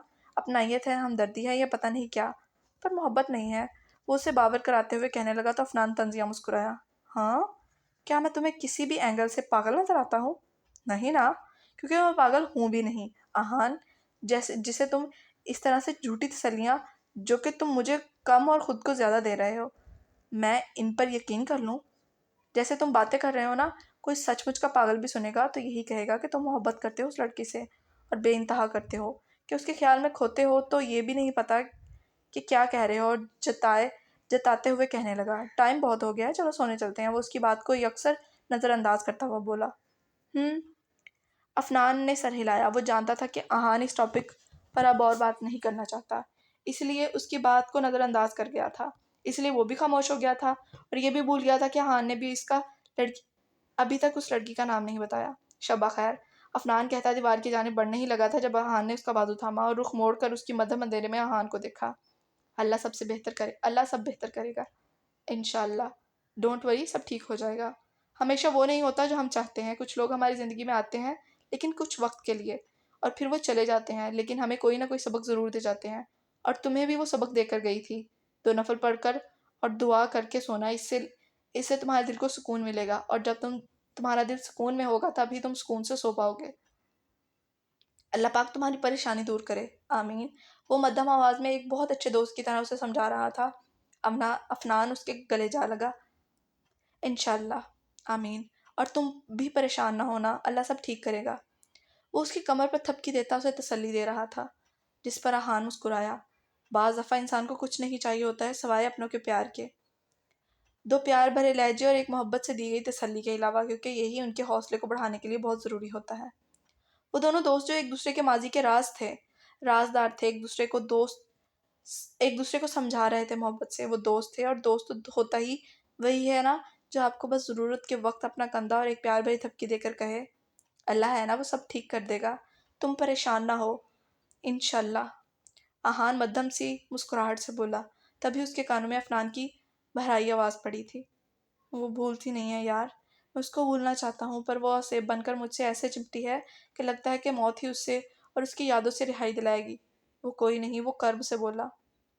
एक पल के लिए आहान को लगा जैसे सामने अफनान नहीं बल्कि वो खुद खड़ा है। इस अजियत में वो वाकिफ था, इस अजियत और तकलीफ से, तो कैसे उसका दर्द उसकी बेबसी को ना समझता। भूल जाएगी मेरे भाई। हानिया जब तेरी ज़िंदगी में महरम बनकर आएगी ना, तो तुझे माजी की हर याद से छुटकारा दिला देगी। She is such a nice girl. Aahan ने उसका ध्यान हानिया की तरफ किया, जो अब उसकी मंगेतर और मुस्तकबिल की हमसफ़र थी। महरम? हाँ, महरम का तो पता नहीं, लेकिन वो भाई ज़रूर बनाएगा, बनाएगी। भाई बनाने का सोचे बैठी है। उसका तो अफनान के साथ साथ भाईनामा भी ख़त्म नहीं होता था। अफनान उससे अलग होता, जल भुनकर बोला। आहान ने हल्का सा कहका लगाया। उसके इस अंदाज पर तो हंस ले तू हंस ले बेटा, अल्लाह करे जो तेरे वाली हो वो भी तुझे निकाह से पहले तक भाई ही बोले, और खुदा का करना ऐसा हुआ कि वो तुझे शादी की पहले बस बस बस यार बस, सिर्फ एक बार ही सही भाई बोलकर तेरी पूरी रात ख़राब कर दे, आमीन। अफनान जल कर हसरत भरे अंदाज में बोला, और आमीन कहते दोनों हाथों को चेहरे पर फेरा। लानत तेरे मुंह पे, कमीने इंसान, लानती बगैरत। आहान जो नासमझी से उसकी बात को बड़े गौर से सुन रहा था, एकदम हैरत से चिल्लाया और अफनान के कंधे पर मुक्का मारा। एकदम हैरत मुक्का मार। अफनान एकदम चलाया अपने अबे कमीने, आहिस्ता चिल्ला, क्यों आधी रात को मोहल्ले वालों को इकट्ठा करके इज्जत करवानी है। आहान जल्दी से उसके आध खुले मुंह पर हाथ रखता, आंखें दिखाता हुआ कहने लगा। अफनान ने अपने मुंह पर हाथ रखे, उसके हाथ पर हल्का सा थप्पड़ लगाया, तो आहान ने जल्दी से उसके मुंह पर हाथ हटाया। फजूल बकवास। किसने कहा था फजूल बकवास करने के लिए। अफनान ने गहरा सांस भरते हुए कहा। बकवास? मैंने कब की बकवास? बकवास इंसान, ये काम तेरा है और तुझ पर ही सूट करता है, समझा। आहान तंज अंदाज में बोला, और एक बार फिर चेहरा ऊपर करता हुआ चांद को देखने लगा। अफनान जो अपने बारे में बकवासी इंसान का लकब सुनकर उसे कुछ कहने वाला था, एक बार फिर से उसे महवत से चांद को देखता पाकर सर झटक कर रह गया। कोई शक नहीं कि इस चांद की दीवानी ने, जिसका नाम तू मुझे बार बार पूछने पर भी नहीं बता रहा, उसने तुझे भी दीवाना ही कर दिया है इस चांद का। वो कंधे उचकाकर कहता वापसी के लिए पलटा ही था, जब आहान की वही खोई खोई मध्यम आवाज़ उसके कानों में गूंजी। शायद दीवाना तो किया है उसने, पर इस चांद का नहीं, अपना। उसने मुझे अपना असीर कर लिया है अफनान, और पता है जब इंसान किसी का असीर हो जाए तो वो भी चाहकर भी खुद को इस कैद से रिहाई नहीं दिलाता। और क्योंकि असीर मोहब्बत मोहब्बत की कैद है, और मोहब्बत की कैद से रिहाई तो सिर्फ मौत है। ऐसी बहकी बहकी बातें क्यों कर रहा है तू। अफनान फौरन पलटा उसके पास आया। आहान हंसा था, एक तल्ख बेबसी से भरी हंसी। नजरें आसमान पर थी। मैं खुद बहक गया हूँ, मैं हार गया हूँ उसकी मोहब्बत के आगे। उसने मुझे हरा दिया, उसकी बातें मेरे दिमाग में नक्श कर गई हैं, उसकी वो सिसकियाँ मेरे दिल में तीर की तरह चुभती हैं। उसने आहान मीर को बेबस कर दिया है, उसकी दुआएं सुन ली अल्लाह ने। आहान के दिल में अल्लाह ने डाल दी उसकी मोहब्बत, अल्लाह ने बना दी मेरे दिल में उसकी जगह। पर देखना, फिर भी मैं इतना बेबस हूँ कि ना उसको बता सकता हूँ और ना ही उसको पा सकता हूँ। ये कैसी मोहब्बत है जो मेरे दिल में अपने पंजे गाड़ चुकी है, पर वो मेरे नसीब में नहीं। ऐसा क्यों होता है यार, हमें मोहब्बत ही उनसे होती है जिन जिन लोगों ने हमें मिलना ही नहीं होता है, जिनका हमारी ज़िंदगी में आना नामुमकिन होता है, हमारे मुकद्दर में ही नहीं लिखे जाते। वो अल्लाह ज़िंदगी में ले आता है तो नसीब में क्यों नहीं लिखता। वो सर झुकाए बेबसी से बोला, हुआ क्या है आखिर, बता तो सही, कौन है वो लड़की, क्या मैं उसे जानता हूँ। अफनान मुतफक्कर सा बोला। आहान की बातें उसे परेशान कर गई थी। उसके सवाल पर आहान ने आसमान से नज़रें हटाकर उसकी जानिब चेहरा मोड़ा। मोहब्बत मोहब्बत हुई है आहान मीर को, एक बार फिर। और शायद मैं इतना बदनसीब हूँ कि मेरे नसीब में ना मैं नाहिल की मोहब्बत है और ना ही उसकी। और रही बात उस लड़की की, वो कौन है, तो वो एक राज है। उसकी मोहब्बत जो उसका और अल्लाह के बीच का एक राज थी, उसने इस राज को मुझ पर आश्कार करके मुझे बता तो दिया कि मैं नाहिल के बाद भी कोई है जो मुझसे मोहब्बत का है, मुझे चाहता है, पर यह बात उसके इल्म में इल्म में नहीं कि मैं जानता हूँ खुद से जुड़े उसके जज्बात को, और ना ही मैं उसे कभी पता लगने दूँ कि मैं जानता हूँ खुद से इस जुड़े इस जज्बात को। उसके दिल में छुपे जज्बात को वो सब छुपा कर सिर्फ अल्लाह को बताती है। मैं जान गया हूँ वो कभी मेरे सामने सर नहीं उठा पाएगी। वो पगली मोहब्बत भी करती है और इजहार से भी डरती है। वो हल्का सा हंसते हुए कहता, आसमान पर नजरें गाड़ गया और एक गहरा सांस भरकर फिर गोया हुआ, मैं नहीं चाहता वो कभी मेरे सामने या किसी के भी सामने ज़रा सा भी शर्मिंदा हो। अहान को इस मासूम की इज्जत नफ्स और खुददारी अपनी जान से भी ज़्यादा अजीज़ है। वो मध्यम मुस्कुराहट से बोला, आंखों में छन से साया का अक्साया। अफनान मुस्कुराता उसका कंधा थपक कर बगैर कुछ कहे दीवार फलांगता वापस चला गया, जबकि वो आंखें मूंदे खड़ा सनाया के अक्स को अपनी आंखों में बसाए एक बार फिर मनाहल के मिल जाने की दुआ कर रहा था। ये तो तय था, जब तक मनाहल नहीं मिलती वो कुछ नहीं कर सकता। चंद लम्हे बाद वो आंखें चंद लम्हे बाद वो भी नीचे कमरे में जाने की गर्ज से नीचे की जाने पड़ गया। वो लॉन में खड़ी अपने तोते को चूरी बनाकर खिला रही थी। उसे वहां आए हुए आज 12 दिन हो गए थे। सनान के साथ उस दिन के बाद उसकी कोई खास बातचीत नहीं हुई। अपने कमरे की बालकनी में वो खड़ा उसे ही देख रहा था, जो आज हमेशा से थोड़ा मुख्तलिफ लग रही थी, क्योंकि आज उसने सफ़ेद रंग का सूट जेबतन किया हुआ था। सिंपल सफ़ेद घुटनों तक कमीज के साथ सफ़ेद ही ट्राउजर पहने, उसने मिक्स शेड्स के रंग का दुपट्टा गले में डाला हुआ था। गीले बालों ने उसकी कमर गीले बाल उसकी कमर पर फैले हुए थे। वो महबत सा उससे देख रहा था। उसके बालों को आज पहली बार उसने देखा, स्याह काले बाल जो कमर से भी थोड़े नीचे तक आ रहे थे। वो उसे अपने दिल में उतरती हुई महसूस हो रही थी। वो फौरन अपनी नज़रों का जाविया बदल गया। तुम्हें भी कोई हक नहीं सनान, तुम उसे इस तरह देखो। गहरा सांस भरकर वो बड़बड़ाया और बालकनी से हट गया। ओ मेरे शोने को भूख लगी है, सनाया अपने हाथ से एक तोते के बच्चे को चूरी खिलाती हुई प्यार से बोली, जबकि तोते का बच्चा अपनी आवाज़ में चहकता उसके हाथ से चूरी खा रहा था। दूसरा बच्चा, जो कि तोती थी, शायद पहले ही अपना पेट भरकर साइड पे जा चुकी थी। इन दोनों पर अब मुकम्मल बाल आ चुके थे। ऊपर भी काफ़ी, और वैसे भी वो काफ़ी बड़े हो चुके थे और पर भी उनके काफ़ी बड़े हो चुके थे। हाँ सी, आराम से खाओ। वो हल्की सी सिसकी लेती, आराम से जल्दी से हाथ पीछे करके तोते को डांटते हुए बोली, जिसने शायद खाने के चक्कर में उसकी उंगली पर काट लिया था।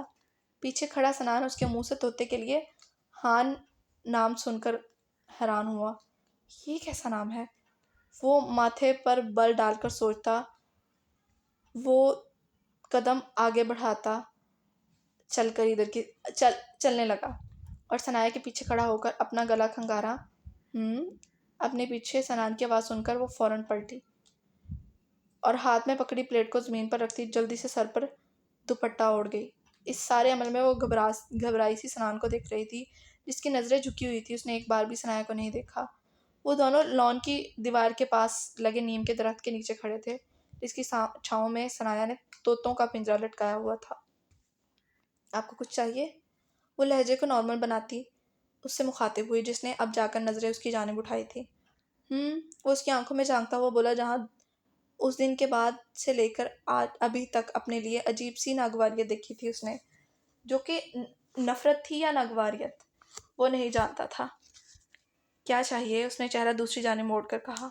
वो मेरी एक प्यारी सी कज़न मुझसे नाराज़ है, उसको मनाना है। कोई ट्रिक बता दो उसको मनाने की, प्लीज़। वो मासूम सी सूरत बनाकर कहता हुआ सनाया से 2 कदम के फासले पर आ रुका। उसकी बात का मतलब समझती सनाया एक नज़र उसके मासूम से चेहरे को देखती वापस नज़रों का जाविया सामने की तरफ कर गई। मुझे नहीं पता, और ना ही मुझे किसी को मनाने की ट्रिक्स आती हैं, वो नागवारी से कहती वहाँ से जाने के लिए मुड़ी, जब सनान ने उसके सामने आकर उसका रास्ता रोका। मेरे रास्ते से हटें, अब की बार वो सख्त आवाज़ में बोली, पर वो डीठ बना वहीं खड़ा रहा, उसके चेहरे को ही तकता रहा जहाँ गुस्सा बढ़ता ही जा रहा था। सनाया को उसका खुद को यूं देखना बहुत ही बुरा लगा था, इसलिए दांत पर दांत जमाती अपनी दाईं तरफ मौजूद पौधों को देखने लगी। जबकि अब की बार सनान के दिल को कुछ हुआ था। उसने सख्ती से आंखों को मीच कर अपने अंदर उठती तकलीफ को दबाया, जो सनाया की बेरुखी से उसके दिल पर छुरियों से वार कर गई थी। एक गहरा सांस हवा के स्पुर्द करते उसने अपनी आंखें खोली। सीरियसली सनाया? वो दुख से मध्यम आवाज में बोला। उसके लहजे में छुपा दुख सनाया को साफ महसूस हुआ। क्या सच में? वो बेयकीनी से उसके चेहरे की एक साइड को देखता सवाल कर रहा था। तुम्हें तुम्हें मैं इतना ही बेगैरत और घटिया लगता हूँ, जो तुम्हारे बारे में ऐसी घटिया सोच जिसको मैं अपनी सोच तक नहीं ला सकता, मैं तुम्हारे बारे में ऐसा सोचूंगा? क्या तुम्हें मैं ऐसा लगता हूँ कि मैं अपनी कज़न या किसी भी लड़की के लिए ऐसी सोच ले आऊँगा अपने जहन में? अगर कभी ऐसा हुआ भी तो लानत है सनान मिर्ज़ा पर, लानत है उसके मर्द होने पर। तुम बचपन से यहाँ आती हो, मैं हमेशा वहाँ आता रहता हूँ। एक लड़की तो अपनी तरफ उठने वाली हर निगाह को पहचान लेती है, तो क्या कभी तुम्हें मेरी निगाहों में कोई बुराई नजर आई? क्या कभी तुम्हें ऐसा लगा कि सनान मिर्ज़ा तुम्हारे पास कोई ऐसी घटिया सोच लेकर आया हो? वो ज़ब्त से आंखें मीच कर बोला। सनाया उसकी बात सुनती उसकी जाने देखने लगी, पर इस बार उसके चेहरे पर शर्मिंदगी थी। सच ही तो कह रहा था वो सर झुका गई थी। उसे अब एहसास हुआ था कि वो उससे कुछ ज़्यादा ही बदगुमान हो गई थी और गुस्से में उसके बारे में गलत अंदेशे लगा बैठी थी। शायद वो उसका मुआवजा आहान से कर रही थी, क्योंकि आहान ने कभी उसे मना नहीं किया था कि वो उसे भाई ना बोले। पर आहान तो और सनान तो उसकी ज़िंदगी के दो अलग अलग किरदार थे। एक, वो जिससे मोहब्बत करती थी, और दूसरा तो उसका कज़न था। तो उसने क्यों इसका और उसकी बातों का हान से मुआवजा किया? वो अपनी सोचों का झटक गई। मैंने जस्ट ऐसे ही कहा था यार, पर तुम मेरी बात को नेगेटिव ले गई। सनाया, मैं खुद को कोई नेक नहीं कहता, मैं अल्लाह का आम बंदा हूँ, गुनाहगार हूँ, बुरा हूँ। पर मैं इतना ज़रूर जानता हूँ कि सनान मिर्ज़ा अपने नफ्स का पुजारी नहीं है। मेरा नफ्स इतना कमज़ोर नहीं है मेरा नफ्स इतना कमज़ोर नहीं है यार कि मैं किसी बिनते हवा को बुरी निगाह से देखूं। तुमने ऐसा सोच भी कैसे लिया? तुम्हारी आंखों में अपने लिए नफरत देखकर मुझे तकलीफ हो रही है। प्लीज़ ना करो। I am sorry. तुमने मुझे जो कहना है कह लो, पर ऐसे मत देखा करो मुझे।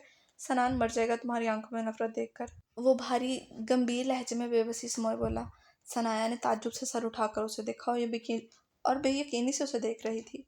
क्या सनान मिर्ज़ा ने उसे सॉरी कहा था, बगैर किसी गलती के? वो उसे सफाई दे रहा था। बोलो ना। ऐसे खामोश खड़ा देखकर वो बच्चों की तरह मुंह बिसोर कर बोला तो सनाया चौंकी। वो वो उसे अब समझ नहीं आया था कि क्या कहे, कैसे बात करे सनान से। वो सच में अब हद से ज़्यादा शर्मिंदा थी। I am sorry. मैं पता नहीं कैसे। I am so sorry. मेरा मतलब वो नहीं था, मैं बस वो घबराई सी कंफ्यूज सी लफ्ज़ ढूंढ रही थी। Please don't do this. मुझे सॉरी मत करो यार, मुझे बिल्कुल भी अच्छा नहीं लग रहा। सॉरी करो, बस ये सॉरी ना करो, बस ये बताओ नाराज़ तो नहीं हो? सनान उसकी आंखों में झांक कर बोला, जहाँ सनान के लिए कोई सर्द महरी गुस्सा या नफरत नहीं थी, बस शर्मिंदगी थी जो कि सनान को बिल्कुल भी अच्छी नहीं लग रही थी। नहीं नहीं, मैं कभी नाराज़ ही नहीं थी आपसे। मैं तो बस सनाया को समझ नहीं आ रहा था अब क्या कहे। उसने सर झटक दिया। उसकी आंखें पानी से भरने लगी, जिन्हें वो बार बार झपक रही थी, खुद को रोने से बाज रखने के लिए। हे स्नाया। सना ने उसके झुके सर को देखकर मध्यम आवाज़ में उसे मुखातब किया, तो उसने नज़रें उठाई थी सनान की जानिब और फिर फ़ौरन चेहरा झुका लिया। वो जो उसके झुके सर को देख रहा था, बेसाख्ता उसकी नज़रें सिर्फ चंद सेकंड के लिए अपनी तरफ उठी इन भीगी आंखों की जानिब गई थी। चंद सेकंड्स की मार थी, और फिर उसे अपना अंग अंग इस बुरी आंखों में डूबता हुआ महसूस हुआ था। वो सांस रोके उनकी भीगी आंखों में कहीं खो गया था। उसकी नज़र उस मुकाम से पलटना भूल गई थी जहाँ चंद लम्हे पहले वो भीगी बुरी आंखें थी, बिलमुकाबल अब सर झुकाए रोने में मसरूफ़ थी। पर सनान तो जैसे इस लम्हे में कहीं जुड़ गया था, अब डूब गया इन आंखों में। किसी की आंखों में डूबता क्या होता है, उसे आज सनान को पता चला था। दिल जैसे अब बेताब हो गया था उसकी आंखों को देखने के लिए। उसकी आंखें सच में किसी को भी अपने सहन में जकड़ लेती थी। तभी तो आहान के बाद आज सनान को उसकी आंखों से इश्क हो गया था। अगर कोई उससे पूछता कि बताओ सनान मिर्ज़ा इश्क क्या है, तो वो बगैर तौक़ुफ़ के कहता, उसकी मिस मासूमा की आंखें हैं इश्क। उसकी आंखों में डूब जाना है इश्क। उसके दिल का बार बार उसकी उसकी मिस मासूमा की आंखों में देखने की ख्वाहिश करना इश्क। उसकी मिस मासूमा इश्क है सनान मिर्ज़ा का। हाँ, उसे इश्क हो गया था अपने सामने खड़ी उस लड़की से, और अब उस इश्क से रिहाई सनान मिर्ज़ा के लिए नामुमकिन थी। वो सांस रोके बिना पलके झपकाए जिसे फ्रीज हुआ खड़ा था जब सनाया की हिचकी उसके कानों में गूंजी और वो एकदम होश में आया। उसने जल्दी से सनाया को देखा जो रो रही थी। यार तुम क्यों रो रही हो? प्लीज़ ना रो ना, मेरा मकसद तुम्हें हर्ट करना बिल्कुल भी नहीं था। तो मुझे स्नान भाई बोला, या चाहे जो मर्जी बोलो, मैं कभी मना नहीं करूँगा, पर प्लीज़ ऐसे मत रो। It's really hurting me. वो हवास बेसाख्ता परेशान सा हाथों को झुला कर कहने लगा। उसे यही लगा कि सनाया उसकी बातों से हर्ट हुई है और इसलिए रोने लगी है, पर वो तो अब शर्मिंदगी पर रो रही थी। I am sorry. अब मुझसे नाराज़ नहीं होना, और ना याले या खाला जानी को बताना ये सब प्लीज़, वो भराई आवाज़ में बोली। उसकी बात सुनकर सनान मध्यम सा मुस्कुराया। सनाया, अगर तुमने मुझे एक और बार सॉरी किया ना, तो सच में मैं नाराज़ हो जाऊँगा। अब जाकर और जाकर सबको भी बता दूंगा। तुम्हारे मुंह से सॉरी सुनकर मुझे अब सॉरी लफ्ज़ से ही नफरत महसूस हो रही है। तुम सॉरी ना किया करो, सूट नहीं करता तुम पर। उसने सहूलत से मशवरा दिया। सनाया ने आंसू हाथ की बुझ से साफ करते हुए उसे घूरा। क्या मतलब है आपका? वो खफकी से बोली। मतलब ये कि कुछ अल्फाज हमारे लिए नहीं होते, हम उनको अपने मुंह से अदा करके सिर्फ दूसरों को बेसुकून कर सकते हैं। तुम सॉरी बोल रही हो तो मैं और मेरा दिल बेसुकून हो रहा है। अब सनाया आमिर सनान मिर्ज़ा को सॉरी करे तो सनान मिर्ज़ा के लिए टूब मरने का मकाम है। उसकी वजह से सनाया के लबों पर सॉरी अदा हुआ और आंखों को झपक कर नरमी से बोला, क्यों, मेरे सॉरी में कांटे चुभे हुए हैं क्या, जो आपको बेसुकून कर रहे हैं? या मैं सॉरी बोलते हुए अच्छी नहीं लगती जो आप ऐसा कह रहे हैं? वो ज़मीन पर पड़ी चूरी की प्लेट उठाते हुए नाराज़गी से बोली और रुख मोड़ती पिंजरे की जानिब खड़ी। कांटे कांटे तो नहीं चुभते, पर कुछ अल्फाज ऐसे होते हैं जो हम अपने पसंदीदा और ख़ास लोगों के मुंह से सुनना पसंद नहीं करते। तुम ख़ास हो और सॉरी वर्ड तो आम लोग बोलते हैं, तो इसलिए खुद को ख़ास रहने दो। तुम्हें सॉरी करने के लिए सनान है ना? वो सनाया के साथ खड़ा होता, एक नज़र तोतो पर डालता, वापस उसके चेहरे को नज़रों के हिसार में लिए गंभीर लहजे में बोला। पर इस लहजे का कोई असर नहीं हुआ था। होता भी कैसे, वो तो हान के लहजे की दीवानी थी। भला सामने खड़े इस बरखुरदार पुरकशिश नौजवान के लहजे में छुपी मोहब्बत को कैसे महसूस करती? तो क्या सनान आम है? पर सनान के तो बहुत चाहने वाले हैं। लाखों की तादाद में लोग सनान को देखते हैं, उसे सुनते हैं, उसी को पसंद करते हैं, उसे फॉलो करते हैं, उसको लाइक करते हैं। सनान के पास तो बहुत से लोग हैं ख़ास बनाने वाले, तो सनान आम कैसे हुआ? वो पिंजरे पर नजरें जमाए खोई हुई मध्यम आवाज़ में बोली। सनान भी उसके ताकों में पिंजरे में बैठे तोतों को ही देख रहा था। लोगों के लिए मैं क्या हूँ मुझे इस बात से फ़र्क नहीं पड़ता, मगर मैं इतना जानता हूँ कि सनाया के आगे सनान कुछ नहीं। सनाया के आगे सनान आम ही नहीं बल्कि आम तर है। वो आंखें झपक कर अपने अल्फाजों पर जोर देकर बोला तो सनाया ने उसकी जानिब देखा। क्यों? वो ना समझी से बोली। उसे समझ नहीं आया था कि वो क्यों खुद को सनाया के सामने आम कह रहा। क्योंकि वो रुका, नज़रें सनाया के कंफ्यूज चेहरे पर जमी थी। क्योंकि सनाया इश्क है और सनान आशिक। और इश्क तो हमेशा ख़ास होता है ना, और आशिक हमेशा आम। तो मैं भी आम हूँ ना तुम्हारे आगे? नो, सनाया पर नज़रें जमाए वो दिल में इससे मुखातिब था, क्योंकि सनाया ने कदरे ऊंची आवाज़ में उसकी बात को दोहराया, जिससे वो रुक कर खड़ा हुआ। क्योंकि तुम पसंदीदा हो इसलिए ख़ास हो, वो कंधे उचकाकर बोला। सनाया के माथे पर बल आए। और मैं पसंदीदा क्यों हूँ? वो माथे पर बल डाले उसे घूर कर पूछ रही थी। वो इसलिए, सनान कहते हुए थोड़ा सनाया के करीब आकर रुका, चंद इंच के फासले पर। वो कदमे सनाया से कुछ ज़्यादा ही लंबा था, इसलिए वो आंखें ऊपर किए उसे तीखी नज़रों से उसे घूर रही थी। और इस वक्त वो सनान को इतनी प्यारी लगी कि बेसाख्ता अनाबी लबों पर मुस्कुराहट अमडाई थी, जिसे देखकर सनाया ने मुंह बिगाड़ा। वो उसे कंफ्यूज कर रहा था। सनाया ने एकदम उसके कान के पास थोड़ा दूर झुका तो सनाया ने घबरा कर अपना सांस रोका था। हाथों में पकड़ी प्लेट पर उसकी सख्ती बढ़ गई थी। क्योंकि तुम मेरी कज़न हो इसलिए पसंदीदा हो, वो मध्यम आवाज़ में उसके कान में कहता पीछे हुआ तो सनाया आंखें फैलाए कंफ्यूज सी उसको पीछे होते हुए देख रही थी। उसके चेहरे के पास कुछ इंच के फासले पर रुककर सनाया ने हल्की सी मुस्कुराहट के साथ अपनी दाईं आंख को विंक किया था, जिसे देख सनाया की आंखें और ज़्यादा हैरत से फट गई थी। इससे पहले वो होश में आती उसे कुछ कहती, वो फ़ौरन से दूर खड़ा हुआ, उसकी दाईं जानिब से गुजरकर आगे बढ़ गया। अस्तगफिरुल्लाह, बहुत बदतमीज़ हैं आप सनान। अपने पीछे से सनाया की उसीली आवाज़ सुनाई दी। Thank you so much my dear cousin. वो पलट कर गहरी मुस्कुराहट से बोला और सनाया को देखा जो उसे गुस्से से घूर रही थी, पर उसकी आंखों में अब कोई नफरत, बदगुमानी या बेरुखी नहीं थी, जो सनान के दिल को सुकून पहुंचा गई थी। वो गुस्से से पैर पटक कर बड़बड़ाती वापस तोतों को चूरी खिलाने लगी। ओ याले कमीनी, तुम्हारे नॉवेल्स ना पहुंचे अब तक। वो दोपहर के 2 बज रहे हैं। कुछ देर पहले ही वो दोनों खाना बनाकर उसके बाद नमाज पढ़कर फारिग हुई थी, इसलिए अब बैठी मोबाइल में मगन थी। जब सनाया को अचानक नॉवेल्स का ख्याल आया, उसने बड़बड़ बैठी याले को कुशन मारते हुए कहा, हाँ क्या हुआ है? याले ने बड़बड़ा कर कहते हुए इन कानों में हैंड फ्री निकाली। मैंने कहा नॉवेल्स मंगवाए थे जो 2 हफ्ते पहले। वो क्या अगले साल पहुंच रहे हैं हम तक? यार सनान भाई को तो बोला तो था, पता नहीं अब उन्होंने ऑर्डर किए हैं या नहीं, इतने दिन हो गए हैं। वो बेचारी खुद उदासी से बोली। तो जाके उनसे पूछना, सनाया ने दांत पीस कर कहा। अच्छा खाना खा लें, फिर चलती हूँ और पूछती हूँ उनसे, वो जल्दी से कहती वापस कानों में हैंड फ्री ठूंसती मोबाइल में मगन हो गई। सनाया ने बगौर उसे देखा जो कानों में हैंड फ्री लगाए बहुत गौर और इश्तियाक से मोबाइल पर धीरे धीरे कुछ स्क्रॉल कर रही थी। इतने गौर से क्या देख रही हो? सनाया उसके कान से हैंड फ्री निकाल कर मोबाइल स्क्रीन पर नजरें जुमाती हुई बोली। पर सामने ही उसे सनान की वीडियो चल रही थी, जिसमें उसके हाथ में गिटार था और वो बजा रहा था, आंखों को बंद किए, शायद वो कोई गाना बजा रहा था, पर उसे आवाज़ नहीं आ रही थी वो गा क्या रहा है। यार चेक करो भाई, जब मुल्तान गए ना तब उन्होंने अपनी सिंगिंग की वीडियो अपलोड की है। अब लाइक्स देखो ज़रा, 3.8 मिलियन लाइक्स, और शेयर्स चेक करो यार कितनी ज़्यादा वायरल हुई है उनकी ये वीडियो। मैं उनके फैंस की कमेंट रीड कर रही थी, उफ यार कितना ज़्यादा पसंद किया है लोगों ने उन्हें।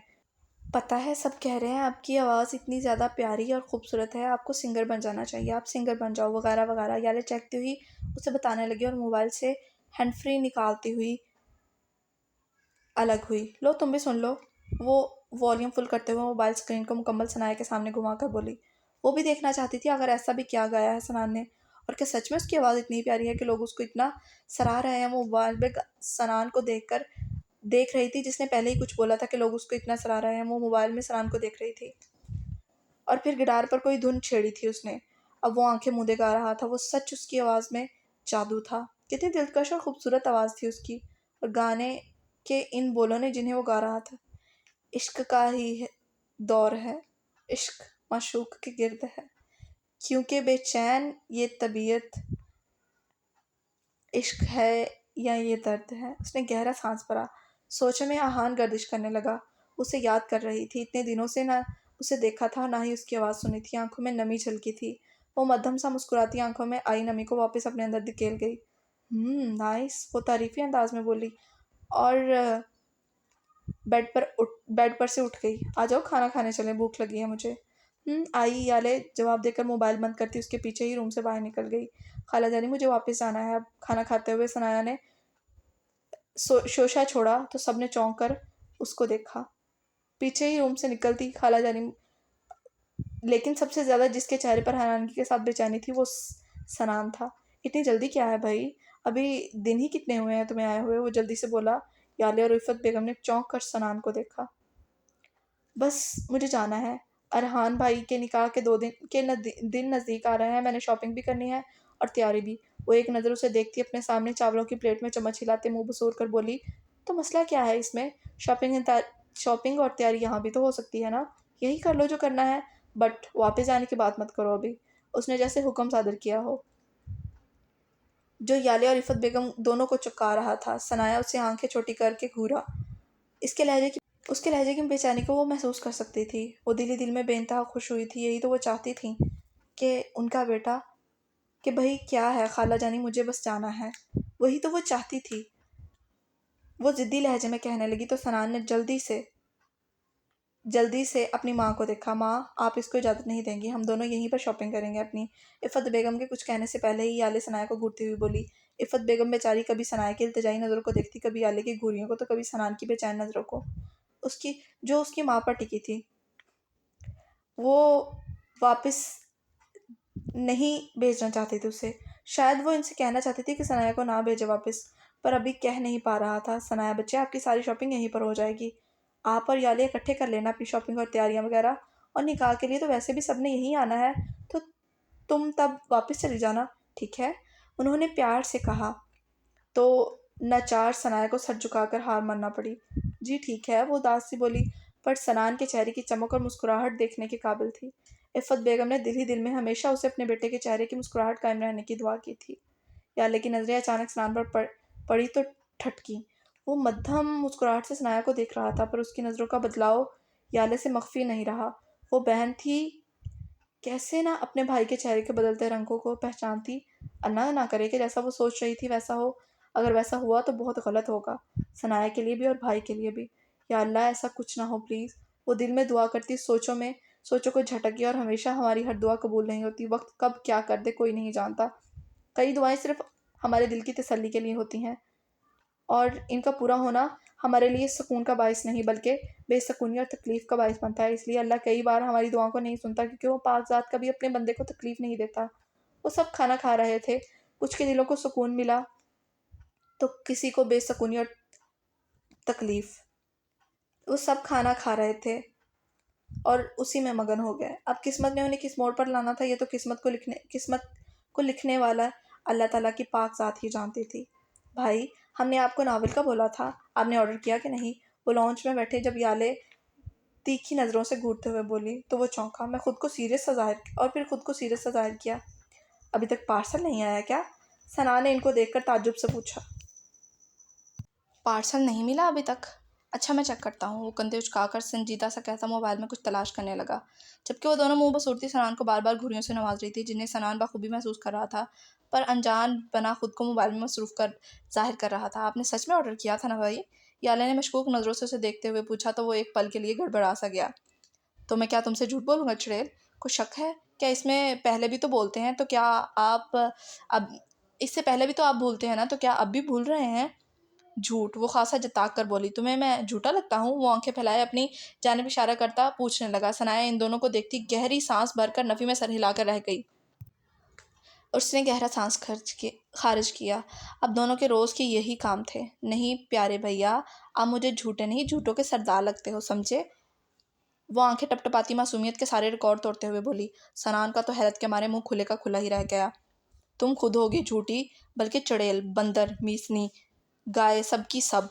वो दांत पीस कर कहता। इस वक्त सनाया को एक क्यूट सा बच्चा लगा था। याले की फेस एक्सप्रेशंस देखती वो हंस हंस कर दोहरी हो गई थी। याले के लिए ऐसे अलकाबात सनान के मुंह से वो पहली बार सुन रही थी, जबकि सनान सब भूलता पहली बार उसको ऐसे खुलकर हंसता देख रहा था। माशाल्लाह बेसाख्ता उसके लबों से अदा हुआ, जिसे सनाया ने तो नहीं पर याले ने ज़रूर सुना था। अस्तगफिरुल्लाह, नज़र ही ना लगा देना कहीं उसको।